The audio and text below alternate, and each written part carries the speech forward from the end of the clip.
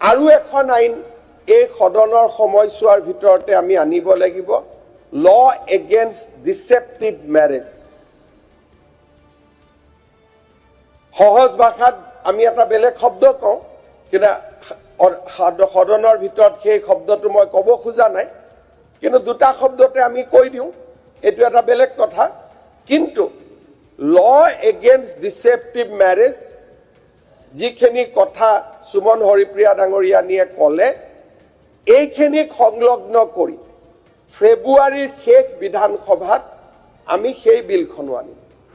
তাৰমানে যিমানখিনি ইলেকশ্যনৰ সময়ত মিটিঙত কৈছিলোঁ, লেণ্ড জেহাদ, লাভ জেহাদ যিমান কৈছিলোঁ,